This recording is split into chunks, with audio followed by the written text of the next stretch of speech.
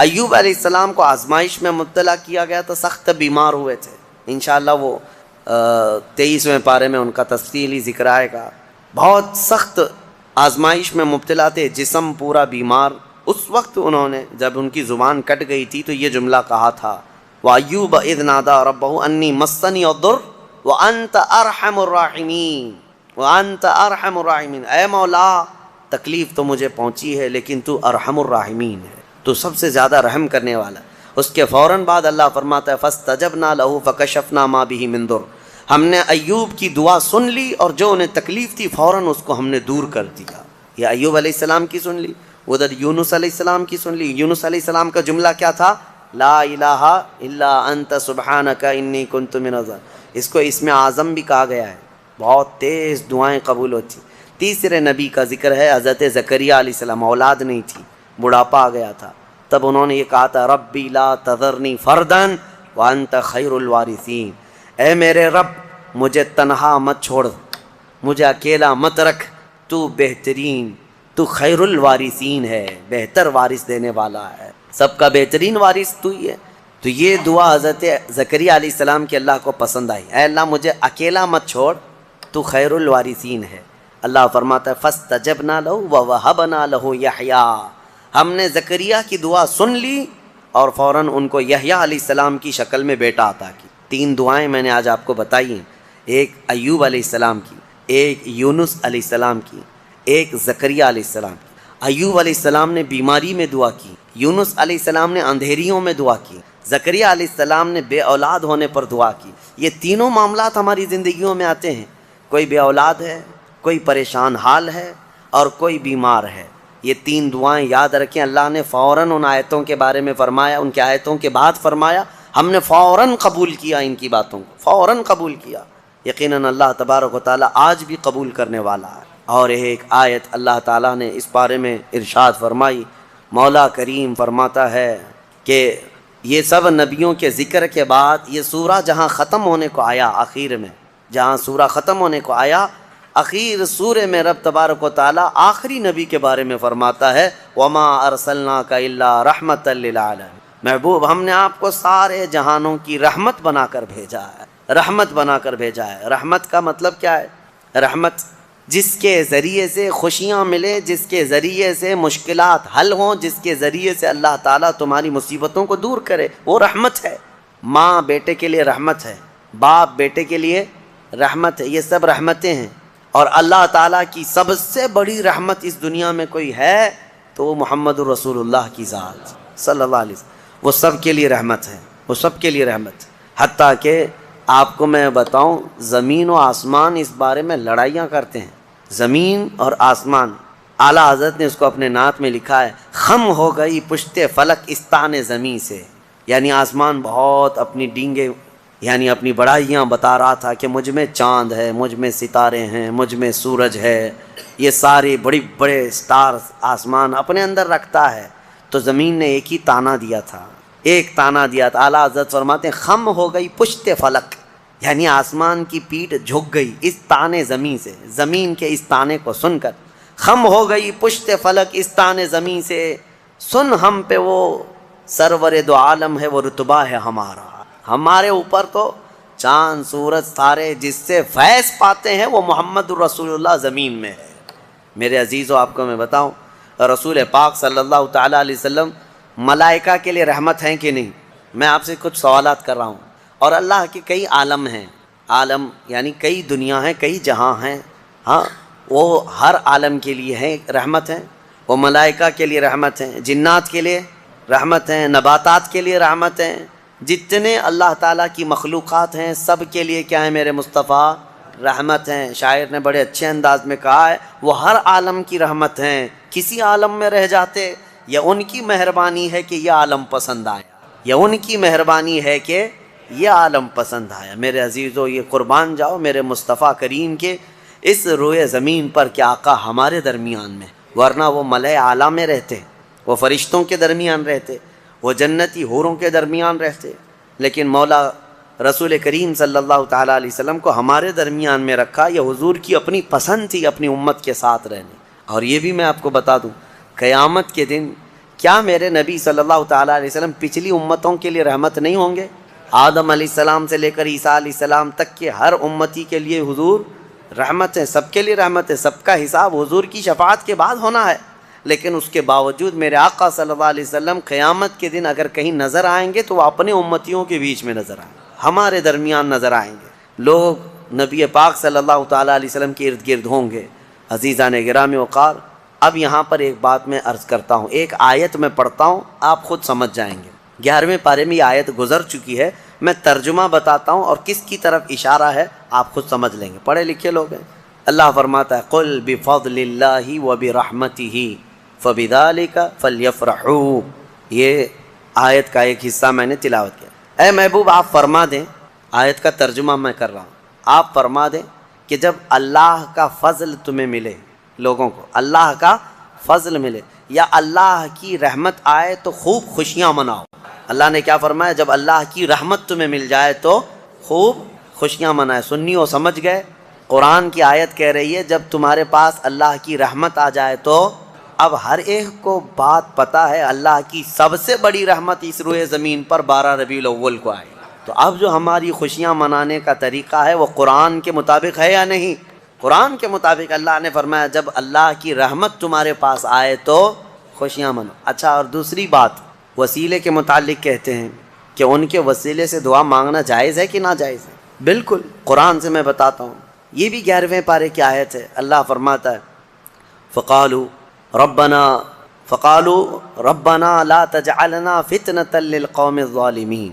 یہ پچھلی امتیوں کی دعا اللہ فرما رہا ہے پہلے کے، کہ ان لوگوں نے کہا اے رب ہمارے، اے ہمارے رب، ہم کو ظالم قوم کے لیے آزمائش کا ذریعہ نہ بنا، ظالم قوم کے ہاتھ ہمیں مت چھوڑ دے۔ ان کی دعائیں وَنَجِّنَا بِرَحْمَتِكَ مِنَ الْقَوْمِ الْكَافِرِينَ، یہ دعا تھی پہلے والوں کی، لیکن قیامت تک آنے والا یہ دعا کر سکتا ہے، قیامت تک آنے والا یہ دعا کرے گا۔ کیا؟ وَنَجِّنَا بِرَحْمَتِكَ مِنَ الْقَوْمِ الْكَافِرِينَ، اے ہمارے رب اپنے رحمت کے وسیلے سے، اپنی رحمت کے وسیلے سے ہم کو کافروں سے نجات دے دے، اپنی رحمت کے وسیلے۔ اور رحمت کون ہے؟ قرآن میں یہ لفظ آیا ہے وَنَجِّنَا بِرَحْمَتِكَ، تیری رحمت کے صدقے، تیری رحمت کے وسیلے سے ہمیں کافروں سے نجات دے دے۔ قرآن میں خود اللہ نے سکھایا اور خود فرماتا ہے وَمَا أَرْسَلْنَاكَ إِلَّا رحمۃ للعالمین۔ محبوب آپ تو پوری دنیا بلکہ سارے جہانوں کے لیے رحمت ہے، تو رحمت کا وسیلہ لے کر دعا کرنا قرآن کا حکم ہے۔ بہرحال نبی پاک صلی اللہ تعالیٰ علیہ وسلم رحمت للعالمین ہیں، جو نہ سمجھ سکے وہ اس کی خام خیالی ہے، بد نصیبی ہے، لیکن الحمدللہ میرے مصطفیٰ اس روئے زمین کے لیے بھی رحمت ہیں اور قیامت کے دن کے لیے بھی ہمارے لیے رحمت ہے۔ اللہ کریم میرے مصطفیٰ کی عاشقوں کی جماعت میں زندہ رکھے اور ان کے سچے عاشقوں میں ہی ہماری موت عطا فرمائے۔ سورہ حج کا بھی تذکرہ آیا ہے کل کی سورہ میں، جیسے سورہ کہف سورہ طٰہٰ اور سورہ کہف وغیرہ جو ہم نے تلاوت کی تھی، اس میں بہت ساری چیزیں، کئی لوگوں نے ہم سے سوال کیا ذوالقرنین کون تھے، کیونکہ یہ سوال یہودیوں نے حضور سے کیا تھا، اور پھر دیگر کچھ چیزیں۔ دیکھیں میں آپ کو ایک بات بتا دوں، یہاں مختصر سا وقت ہے، تھکے ہوئے لوگ ہیں، تراویح کافی 1.5 گھنٹے تک 2 گھنٹے تک پڑھتے ہیں، پھر میں آپ کو اتنی دیر تک پکاتا رہوں یہ بھی مناسب نہیں ہے۔ میں یہ چاہتا ہوں کہ مختصر انداز میں آپ کو جو اہم پیغامات ہیں وہ مل جائیں۔ اللہ مجھے دنیا میں فلاں چیز دے دے، فلاں چیز دے دے، فلاں چیز دے دے، اللہ فرماتا ہے دے دیا جائے گا تمہیں، جیسے مانگتے ہی رہتے ہیں نا میرے عزیزوں، اسی لیے کہتے ہیں نا خالی دنیا مت مانگو۔ دنیا کیا ہے؟ یہ سب مانگنا کہ میرا بزنس، میری تجارت، میری جائیداد، میری پراپرٹی، میری زمین، میرا فلاں یہ بڑھتا جائے، یہ دنیا ہی تو مانگ رہے ہو آپ۔ اور اللہ فرماتا ہے جس نے ہم سے آخرت مانگی ہم اس کو دنیا بھی دیں گے اور آخرت بھی دیں گے۔ اسی لیے دوسرے پارے میں اللہ نے فرمایا فَمِنْهُمْ مَنْ يَقُولُ رَبَّنَا آتِنَا فِي الدُّنْيَا وَمَا لَهُ فِي الْآخِرَةِ مِنْ خَلَاقٍ، جنہوں نے یہ کہا نا رَبَّنَا آتِنَا فِي الدُّنْيَا، اے ہمارے رب دنیا میں ہمیں کچھ دے دے، اللہ فرماتا ہے دے دیا جائے گا۔ وَمَا لَهُ فِي الْآخِرَةِ مِنْ نَصِيبٍ، اور آخرت میں ان کا کوئی حصہ نہیں ہوگا، من خلاق، آخرت میں کوئی ان کا حصہ نہیں ہوگا۔ وَمِنْهُمْ مَنْ يَقُولُ رَبَّنَا آتِنَا فِي الدُّنْيَا حَسَنَةً وَفِي الْآخِرَةِ حَسَنَةً وَقِنَا عَذَابَ النَّارِ أُولَٰئِكَ لَهُمْ نَصِيبٌ مِّمَّا كَسَبُوا، اللہ فرماتا ہے اور جنہوں نے کہا اے ہمارے رب ہمیں دنیا میں بھی اچھائیاں دے دے اور آخرت میں بھی اچھائیاں دے دے۔ رب فرماتا ہے، اور جنہوں نے یہ کہا اے اللہ ہم کو عذاب دوزخ سے بچا لے، رب فرماتا ہے یہ وہی لوگ ہیں جنہوں نے حقیقت میں حصہ حاصل کر لیا، آخرت بھی مانگ لیا، دنیا بھی مانگ لیا۔ دعا میں ہمیشہ یہی کیا کرو کہ اے اللہ ہماری آخرت اچھی کر۔ یہاں مانگ کر کے کتنا لے لو گے، کتنا لے لو گے، کتنے دن تک؟ چلو آج آپ نے صحت مانگی، اے اللہ مجھے صحت عطا کر، طبیعت اچھی رکھ، اچھی بات ہے، لیکن کتنے دن تک رہو گے؟ 80 سال، 100 سال؟ 80 سال کے بعد جب بال سفید ہونے لگیں گے تب پھر تم یہ مانگو گے کہ اللہ پھر میرے بال کالے کر دے؟ پیٹھ جھکنے لگے گی تب یہ کہو گے کہ اللہ میری کمر سیدھی کر دے؟ دانت جھڑنے لگ جائیں گے کہو گے پھر اے اللہ میرے دانت صحیح کر دے؟ نظام ہے کائنات کا، صحت کو جانا ہے تو جو جانے والی چیز ہے اس کو ہی ہم مانگ رہے ہیں، جو ہم سے رخصت ہونے والی چیز ہے وہی ہم مانگ رہے ہیں۔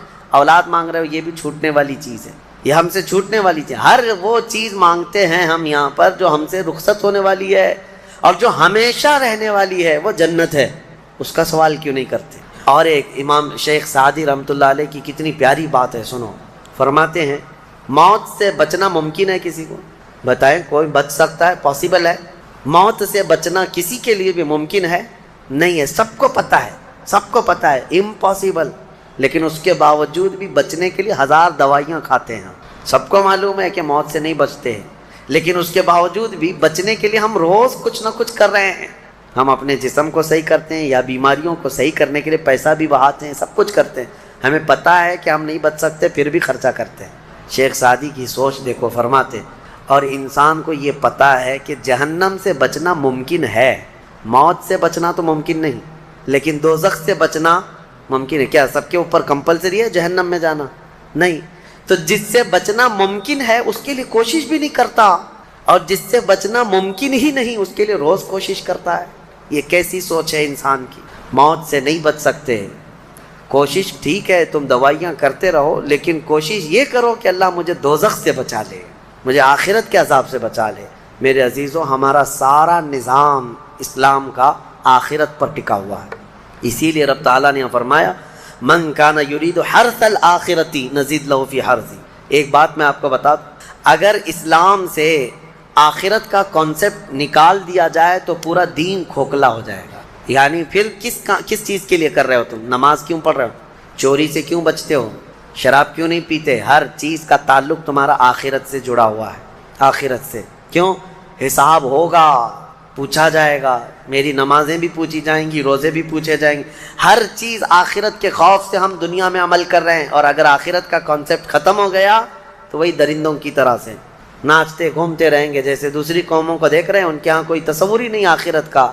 ان کا تو یہ ہے کہ اچھے کام کرو گے تو دوسرے جنم میں اچھا بن کے پیدا ہو جاؤ گے، برے کام کرو گے تو دوسرے جنم میں کتا بلی بن کے پیدا ہو جاؤ گے، بس اتنا ہی ہے، اس سے زیادہ نہیں ہے۔ پھر بھی کچھ لوگوں کے ہاں ہے سورگ اور نرگ کا، لیکن وہ بھی اتنا یقینی نہیں ہے، اتنا یقینی نہیں ہے جتنا تمہارے لیے ذہن میں یقینی جنت اور دوزخ کا تصور ہے، یہ دوسروں کے ہاں نہیں ہے۔ اسی لیے میرے عزیزو، آخرت کے تصور کو اتنا مضبوط بٹھاؤ، اتنا مضبوط بٹھاؤ۔ مجھے ایک بات یاد آتی ہے کہ ہمارے ایک بزرگ تھے، میرے بڑے دادا، اللہ ان کی تربت پر رحم فرمائے، پورے علاقے میں لوگ اس بات کے شاہد ہیں، جب بھی کوئی کچھ غلط کام کرتا یا چھوٹی بہت بھی چیز ہلکی نظر آتی ان کو، تو ڈانٹنے کے لیے سب سے پہلا جو جملہ وہ کہتے تھے وہ یہی کہتے تھے، کیا تجھے آخرت کا خوف نہیں ہے؟ آخرت سے نہیں ڈرتا؟ یہ ایک جملہ اکثر ہر کام پر، نماز کے سلسلے میں ہو یا کسی کو کہیں پر گپے لگاتے بیٹھے ہوئے دیکھتے تو یہ کہتے آخرت کا ڈر نہیں ہے۔ یہ ان بزرگوں کا شیوا رہا ہے، اولیاء اکرام کا طرۂ امتیاز رہا ہے کہ وہ اپنے سارے اعمال آخرت کے خوف پر رکھے ہوئے ہیں۔ حضرت حاتم اعصم رضی اللہ تعالیٰ عنہ بڑے پائے کے بزرگ ہیں، فرماتے ہیں نماز جب پڑھتے تھے تو کہتے میرا تصور یہی ہوتا ہے کہ موت میرے گردن کے پیچھے، ملک الموت یہی ہے، یہ سوچتا ہوں کہ اب آخری نماز ہے، میری آخری نماز ہے، اور دونوں طرف میرے جہنم کے گڑھے ہیں، ادھر بھی ادھر بھی، میں اگر تھوڑا سا بھی ہل جاؤں تو ہو سکتا ہے ادھر کے گڑھے میں یا ادھر کے گڑھے میں، اور پیچھے ملک الموت ہے اور سامنے رضائے الہی ہے اور جنت ہے، میں بڑھنے کی کوشش کر رہا ہوں۔ اس تصور کے ساتھ وہ نماز پڑھتے تھے، اس تصور کے ساتھ، اور سجدے میں جاتے تو یہ کہتے کہ میرا آخری سجدہ ہوگا، ملک الموت پیچھے ہی کھڑا ہے میری گردن کے پاس، اور اگر میں تھوڑا بہت ہل گیا تو ادھر بھی دوزخ ہے ادھر بھی دوزخ ہے. سامنے کی طرف مجھے پورا تصور جمانا ہے, رضائے الہی ہے اور جنت میری یہاں ہے. تو ان کے سارے تصورات ہر کام میں آخرت پر ڈیپینڈ تھے. میرے عزیزو, آج لوگوں میں جو بد عملی آئی ہے اس کی ایک بڑی وجہ یہی ہے, ہمارے بچوں میں اور نوجوانوں میں آخرت کا ڈر کم ہو گیا, ڈر کم ہو گیا. یہ جتنے بھیانک گناہوں میں آج ملوث ہیں, ان کو ڈر نہیں ہے, ان کو خوف نہیں ہے. میں ایک بات بتاتا ہوں, پچھلے زمانے کی ایک بات ہے کہ ایک پرہیزگار شخص تھے, متقی تھے بنی اسرائیل میں. ایک خاتون جو فحش کاموں میں ملوث رہتی تھی, طوائف تھی یا جیسی بھی, وہ آئی اس عابد کے پاس. یہ پرہیزگار شخص تھا. یہ جب آئی تو کہا کہ رات گزارنے کے لیے میرے پاس کوئی ٹھکانہ نہیں ہے, باہر ٹھنڈی اور بارش ہے, مجھے تھوڑی سی جگہ دے دو. اس عابد نے رحم کھا کر اپنے گھر میں عورتوں کے رونے پر کبھی شیطان داخل ہو جاتا ہے. مدد کے لیے عورت رونا دھونا جب کرتی ہے تو اچھوں کا ایمان ختم ہو جاتا ہے. وہ عورت رونے لگی کہ میرا کوئی سہارا نہیں, بارش میں بھیگ جاؤں گی, میں تڑپ کے ختم ہو جاؤں گا. اس عابد شب زندہ دار اس نے اپنے خانقاہ میں جگہ دی تھی. جب رات ہو گئی تو وہ عورت آئی اس کے سامنے آئی اور اوریانیت کے ساتھ عجیب و غریب حرکتیں کر کے اس کو گناہ پر ابھارنے لگی. وہ عابد تنہا تھا. وہ قریب آیا, اس کے بعد پوچھا کیا چاہتی ہے. کہا چل کوئی نہیں ہے رات میں, کوئی نہیں ہے, ہم لوگ اپنے جسموں کی سکون حاصل کر لیں. اس عابد نے کہا کہ ٹھیک ہے, میں اس سے پہلے تھوڑی دیر میں بھی آتا ہوں, خواہش ہے تیرے ساتھ آ جاتا ہوں, سوتا ہوں, لیکن اس سے پہلے میں دیکھتا ہوں.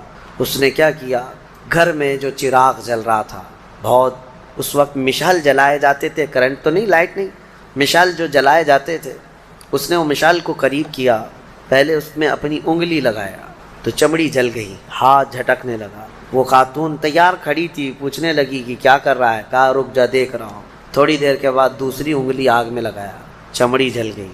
پھر اس کے بعد وہ اسی طرح جلاتا رہا انگلی کو. اس خاتون نے پوچھا کہ کیا کر رہے ہو تم. اس عابد نے کہا میں دیکھ رہا ہوں, اس آگ کو میں برداشت کر سکتا ہوں تو پھر ٹھیک ہے, میں یہاں مزے بھی کر لوں گا, اس لیے کہ جہنم کی آگ اس سے 70 گنا زیادہ تیز ہے, میں نے سنا ہے. دیکھ رہا ہوں کہ یہاں کی آگ میں برداشت کر پاتا ہوں. 2 انگلیاں سامنے کیا, 3 انگلیاں کیا, 4 انگلیاں جب مشعل میں لگایا تو پورا چمڑا جل کر کے صرف انگلیوں کی ہڈیاں کالی ہو کر رہ گئی. ہاتھ پورا چمڑا لٹک گیا, پورا ختم ہو گیا, ہاتھ پورا جلا رہ گیا. وہ عورت چیخ مارنے لگ گئی کہ کیا کر رہا ہے, چمڑے کے جلنے کی بو آنے لگ گئی. اسی اثنا میں وہ عورت چیخ مار کر کے باہر نکلتی ہے کہ بچاؤ مجھے, بچاؤ, یہ پاگل ہو گیا, پاگل ہو گیا. بادشاہ کی پولیس وہاں سے گزر رہی تھی, آئی اور اس نے پوچھا کہ کیا ہوا ہے. کہا کہ اس عابد نے میری عزت پر حملہ کر دیا. تو پولیس اندر گھس گئی, دیکھا تو یہ بیٹھا ہوا تھا. اب آؤ دیکھا نہ تاؤ, حملہ کر دیا اس پر. لوگوں کو باہر پتہ چل گیا کہ ایسا ہوا ہے. ایک عورت آئی تھی اور اس پر عابد رات کو تنہائی میں اس کے ساتھ منہ کالا کر رہا تھا. تو لوگوں نے مارنا شروع کیا, اتنا مارا کہ وہ عابد مر گیا, انتقال ہو گیا, ختم ہو گیا. اب مسئلہ یہ ہے کہ اب لوگوں میں یہ بات پھیل گئی کہ اتنے سالوں جس کو ہم نے عبادت میں دیکھا تھا, وہ ایک عورت کے چکر میں آخری وقت بہک گیا اور منہ کالا کر لیا.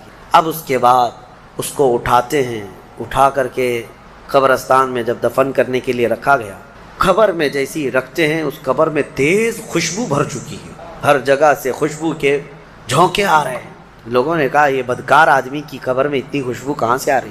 اس کو دفن کر دیا اور یہ بات مشہور ہونے لگ گئی. بادشاہ خود بھی آیا, پوچھا یہ کیا مسئلہ کیا ہے. تو لوگوں کو جب یہ بات سمجھ میں نہیں آئی تو علماء کو بلایا گیا اور پوچھا گیا کہ کیا مسئلہ ہے. کہا گیا کہ یہ بدکار نہیں ہو سکتا, یہ اللہ کی رضا میں انتقال کیا ہے. اس خاتون کو پکڑ کر لایا گیا, پوچھا گیا کہ کیا کیا معاملہ ہوا تھا, سچ بتا. اس عورت نے بتایا کہ اس کا کوئی مسئلہ نہیں تھا, یہ ڈرتا رہا اللہ سے اور آخرت سے ڈرتا رہا, اور رات میں یہ بیٹھ کر کے اپنی انگلیاں جلا لیا تھا, اور یہ کہتا تھا کہ میں دیکھتا ہوں دنیا کی آگ سے میں برداشت کر پاتا ہوں تو ٹھیک ہے, میں تیرے ساتھ مزہ کروں گا, نہیں تو پھر آخرت کا عذاب اس سے بھی بڑا سخت ہے. وہ یہ کہتا رہا اور میں بھاگ کر گئی. اتنے میں لوگ آئے اور اس کو مار دیے. بادشاہ نے پوچھا کہ دیکھو اس کو پھر سے نکالو. نکالا گیا. اس خاتون کے بتائے ہوئے اعتبار سے جب دیکھا گیا تو اس کا ہاتھ جلا ہوا ویسے ہی موجود تھا. جلا ہوا ہاتھ ویسے ہی موجود تھا جیسے اس عورت نے واقعہ سنایا تھا۔ پھر لوگوں نے بہت توبہ کی کہ اس کو مارنے کا کیا گناہ تھا، اس کا جرم تھا، لیکن بہرحال وہ شہید تھا۔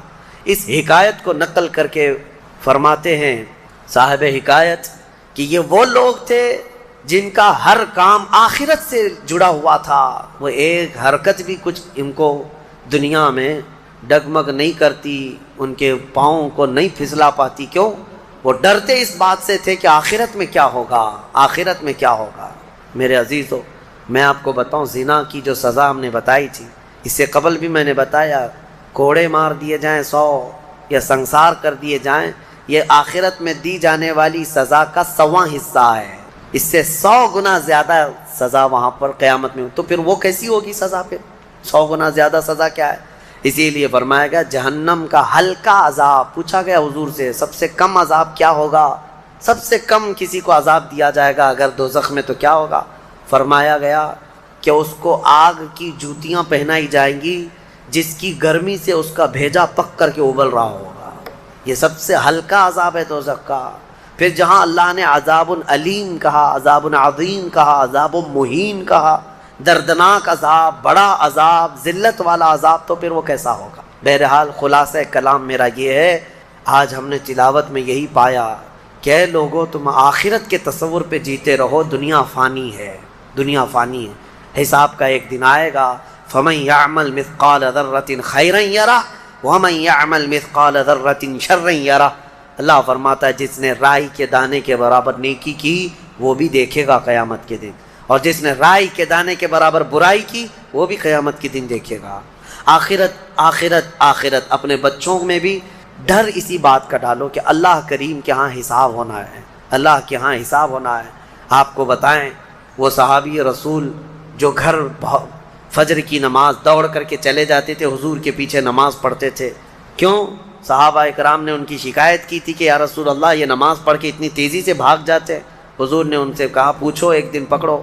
ایک دن انہیں روک لیا گیا، پوچھا گیا کیوں اتنی جلدی چلے جاتے ہو؟ انہوں نے کہا میرا پڑوسی ایک یہودی ہے، اس کے آنگن میں کھجور کا ایک درخت ہے اور اس کی شاخیں میرے آنگن میں بھی آئی ہیں، پکی کھجوریں صبح صبح گر جاتی ہیں آنگن میں، میرے بچے اٹھ جائیں تو کہیں وہ کھجوریں اٹھا کر کھا نہ لیں، اس لیے میں جلدی چلا جاتا ہوں کہ وہ کھجوریں جمع کر کے میں اپنے پڑوسی کو دے دوں۔ یہ آخرت کا ڈر ہے، یہ آخرت کا خوف ہے۔ عزیزان گرامی وقار، اپنے بچوں کو اس بات کا ڈر ڈالو۔ ایک بار حضور پاک صلی اللہ تعالیٰ علیہ وسلم کی بارگاہ میں صدقے کی کھجوریں آئی تھیں۔ حضرت امام حسن اور امام حسین چھوٹے تھے، بہت بچپنا تھا، کھجوریں اٹھا کر کے وہ بچے کھا رہے تھے، نواسا رسول اللہ کے نواسے، کل کائنات جن کے قدموں میں۔ لیکن نبی پاک صلی اللہ تعالیٰ علیہ وسلم جلدی سے تشریف لائے، صدقہ آل محمد کے لیے حرام ہے۔ انگلی حلق میں ڈال کر کے میرے آقا نے پورا نکال دیا، کہا کخ کخ، کھانسو اور کھانس کر کے نکال لو۔ حدیث پاک کے الفاظ ہیں، حضرت حسنین کریمین کے حلق میں سے حضور صلی اللہ علیہ وسلم نے آخری ذرہ تک نکالا کہ تمہارے حلق میں کوئی حرام چیز نہیں جائے۔